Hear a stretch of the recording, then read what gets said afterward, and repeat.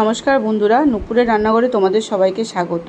তো আজকের রেসিপি হলো ইলিশ ভাপা। তো তোমরা প্রথম থেকে শেষ অবধি ভিডিওটা দেখো। তো প্রথমে আমি মাছগুলো একটা পাত্রে ধুয়ে নিয়েছি ভালো করে। তো দেখো মাছ আমার ধোয়া হয়ে গেছে। মাছগুলো নুন 1 চামচ মতন নুন ও 1 চামচ মতন হলুদ দিয়ে ম্যারিনেট করে নিচ্ছি ভালো করে। তো ভালো করে ম্যারিনেট করে নেওয়ার পর একটা মিক্সিং বোলের মধ্যে কিছুটা সর্ষে ও কাঁচা লঙ্কা আর একটু নুন দিয়ে পেস্ট করে নিতে হবে। তো আমার পেস্ট করা হয়ে গেলে তারপর টিফিন বক্সের মধ্যে মাছগুলো এক এক করে আমি সাজিয়ে নেব। তো এক এক করে মাছগুলো সাজিয়ে নিলাম। সাজিয়ে নেওয়া হয়ে যাওয়ার পর সর্ষে বাটাটা আমি একটা ছাঁকনির মধ্যে ছেঁকে দিচ্ছি।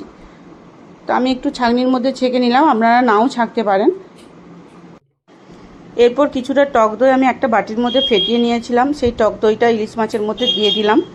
তারপর 1 চামচ মতন হলুদ দিয়ে দিলাম। তারপর হাফ চামচেরও একটু কম একটু নুন দিয়ে দিলাম, যেহেতু মাছে আগে নুন দেওয়া আছে। তারপর বেশ কিছুটা পরিমাণে সর্ষের তেল দিয়ে দিলাম। এই ইলিশ ভাপাতে সর্ষের তেলটাই হচ্ছে মেন। তো তারপর 4টা কাঁচা লঙ্কা দিয়ে দিলাম। তারপর একটা কড়াইতে বেশ কিছুটা পরিমাণে জল গরম করে নিলাম। তারপর তার মধ্যে একটা স্ট্যান্ড বসিয়ে দিলাম আর ওই স্ট্যান্ডের উপর টিফিন বক্সটা বসিয়ে দিলাম। তারপর একটা থালা চাপা দিয়ে দিলাম। তারপর 20 মিনিট মতন আমি ভাপিয়ে নামিয়ে নিয়েছি ইলিশ ভাপা। এরপর আপনারা গরম ভাতের সঙ্গে পরিবেশন করুন।